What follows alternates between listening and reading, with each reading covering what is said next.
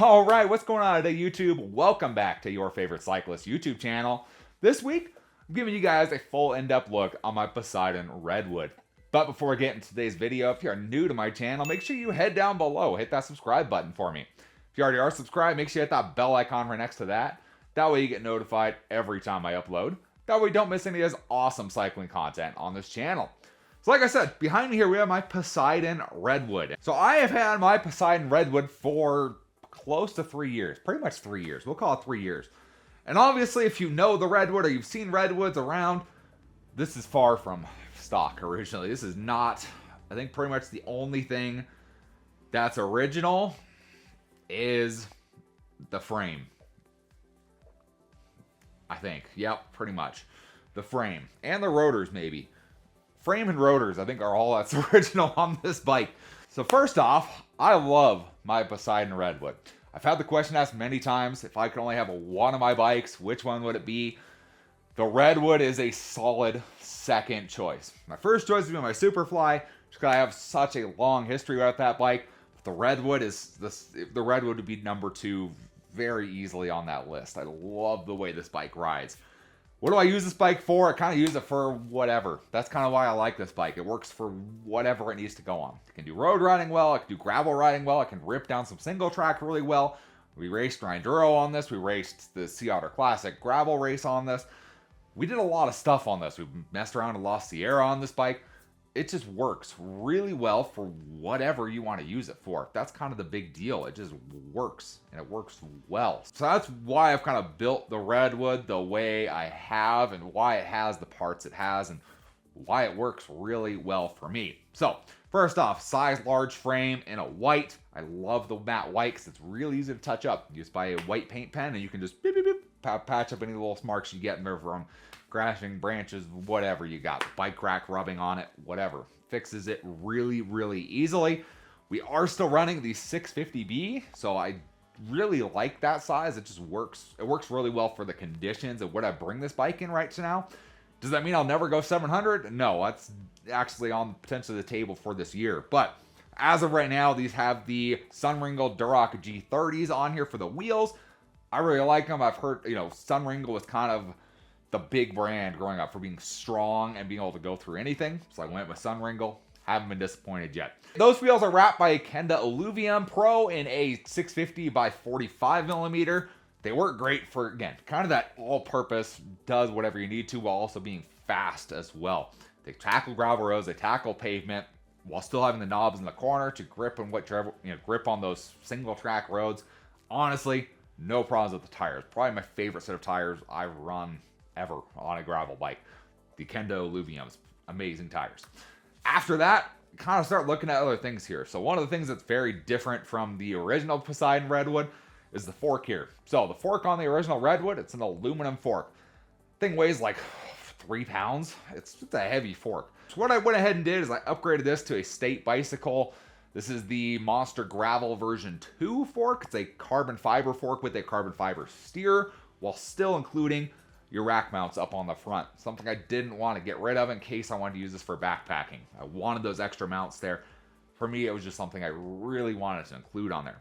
With that, that allows you to change pretty much the flip chip on the bottom. You can flip between 2 different geometries on the front. In my case, I have it on the upper geometry. That it helps with handling, especially in tight kind of situations, single track kind of stuff I do, right? But it doesn't get rid of the tire clearance that this bike has from the factory, which is another key point to this. This bike out of the factory comes with a 27.5 by 2.35 wide tire. It's a giant tire on this bike. Obviously, we're not running that now, and you can run up to, I believe it's a 29 by like 2.2-ish. I believe is what you can run. This is like a max. I can still run that even with this fork. I'd have to switch it to the lower mount, but you could run a 29er on this fork. No problem at all. Again, giving you foreshadowing of what could potentially be happening with this bike this year. But I love the State Monster Gravel fork. It's like a pound. You'd lose 2 pounds off of that factory fork. Makes a gigantic difference on this bike. Handles a whole bunch better. Some people complain it drops the head, it drops kind of the head tube angle down and kind of lowers the front. I like the feel of it. It rides really great and it's super comfortable. So I like that. Running a tubeless, no issues at all with that setup on the wheels and the fork there. Works great. All right, moving up to the handlebars here and the whole cockpit area here. So these are the Redshift kitchen sink handlebars here. These are in a 53 centimeter wide handlebar, essentially one of the widest handlebars you can get. Makes it really comfortable for a guy with kind of broad shoulders. I really like the feel of it. If I was to go back, I might have done a 50, but the 53s, they work really well, and they work really well off-road and like single track, just having control of the bike wherever you need it. So I really, really like that. Those are wrapped in the Ergon gravel bar tape here. I kind of like that as well. It's just super cushiony because you're dealing with some chunk when you're going on gravel roads. And I like it to be really comfortable with the cruise control grips. Got them both here on the bottoms and on the tops. Just adds comfort to the handlebars. Really like that. Going along with that, we have the Redshift shock stop stem on here, which is, I don't know why those didn't exist before. Or if they did, why they suck so bad, so I never wanted one. The shock stop stem, game changer. Makes your life so much better on gravel. Just absorbs the shocks, absorbs the little vibrations, absorbs all the big hits, and you just feel comfortable. That's kind of the big deal with that. Once I put that on there, I don't want to go back to a regular stem on this bike. It feels so good on here. Moving on to like our brifters and our shifting setup here. So these are a full hydraulic brake and a wireless shifting setup. So these are the wheel top GEX setup on here. I installed these and tested them out, and I really like them. The hydraulic brakes are kind of a necessary thing on this bike. Just the way I handle this thing and the amount of descending I do on this bike. If I didn't have hydraulic brakes, it would be kind of scary. It would be really sketchy. So I personally like the hydraulic brakes on this. No problems with them at all. They work. Like I said, I still have the original rotors on here, and I haven't had an issue. Works great. The wireless shifting, it's kind of a bougie thing. You know, it's not necessary at all.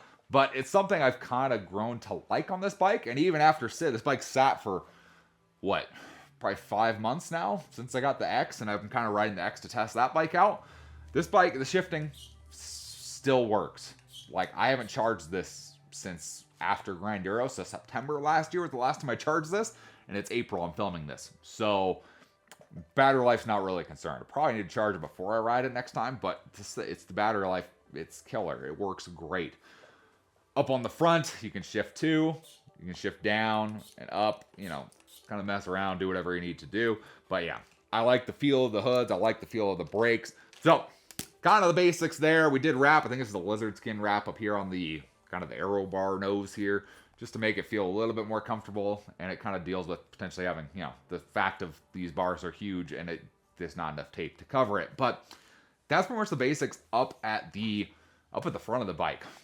Everything up here, like I said, everything up here is going around comfort, and comfort, big thing. Comfort on this bike is kind of like the key factor. Works really well for the setup I have. So moving on to the back and the kind of the whole gear setup on this bike. So this is a 1x12 setup we have on here. This is a Sunrace cassette. Again, we have the wheel top GEX shifting on here. And then on the front, we're running a 34 tooth Decas chain ring. Honestly, like the cheapest chain rings you can buy. I believe this one is an oval. Yes, this is an oval on this bike. I've said I'm partial to ovals. It doesn't really matter to me. If I'm going to be doing a lot of pedaling, I'd rather have the oval, personally. And these are connected to a pair of JG Bike cranks on here that are external bearing. They're Shimano Holotech 2. Really easy to upgrade to these bikes if you have just a square taper. Really easy to do. The Sunrace cassette, I believe, is an 11 to a 52 or a 51. This bike is made to climb. That's pretty much what we set this bike up as. If you don't remember, we did the Sea Gravel Race, which has a solid bit of climbing in it. And then we did Grinduro, which has a ridiculous amount of climbing on it. And having the climb, I wanted to be able to stay on the bike and just keep climbing. And that's pretty much how this bike is set up to do. That's why we only have a 34 and then that giant 52 on the back. And it works. It works. If I was doing anything else, I'd probably go up to a 36 tooth. And I did kind of go down from, I think it was a 38 that was on here originally, to a 36 to a 34. And I've kind of had multiple gearing setups on here over the years. And this is what I like. This works for pretty much anything. Kind of a good adventure bike. Load it down, get you where you need to go. And that's pretty much it, realistically. Up here at the saddle, we do have a WTB Pure saddle up here. Probably one of my favorite saddles because it's just super comfortable. Probably the most comfortable saddle I've ever ridden in my life is the WTB Pure or the Laser V, which is the old version of it. I really like them. We did swap to a carbon seat post on here, pretty much to get rid of the single bolt seat post clamp. We went to this one, has 2 bolts, a little bit more secure. So that's essentially the Redwood there. It's a great bike. I love this thing. So there's kind of a full overview of the Redwood there. Like I said, I love this bike. This bike is second choice for me. Like if I had to have one bike, this would be a very, very strong second bike here. I love this bike. It rides really well. I've set it up perfect for my needs there. This bike will be getting ridden more. Like I said, it's kind of been sitting for the past few months here because we got the Poseidon X up there, and around the X, just kind of getting a feel for that bike, seeing how that bike is. But the Redwood here, it is being ridden at Grinduro again this year. That is the plan right now. We're going to do a couple things to it to get it to perform a little bit differently at Grinduro when we do the Grindorito, which is the half of Grinduro, but pretty much the basic bones of this thing, they're not changing anywhere. Pretty much the plan right now is pretty much sort of set up 700C wheels with some 29-inch tires on there. Pretty much the plan to get a little bit more traction, a little bit more cushion, especially on kind of the downhill single track sections on Mount Huff there in Quincy. Kind of tough little sections there, a little bit loose. I want the bigger tire to do that. So that's kind of the plan as of this moment. Plans change. Let's just say that. Plans can change. But that's kind of what we have to look forward to. This bike is coming out. After Sea Otter, the Redwood is getting back on. We're going to ride this bike quite a bit. My favorite bike to ride, honestly. So hopefully you enjoyed hearing about my Redwood here. If you did, give this video a big thumbs up. Appreciate the support. If you have any comments or questions, let me know in the comment section down below. Love talking to you guys. Love answering questions you guys have. And I will see you in the next video. Thanks for watching today.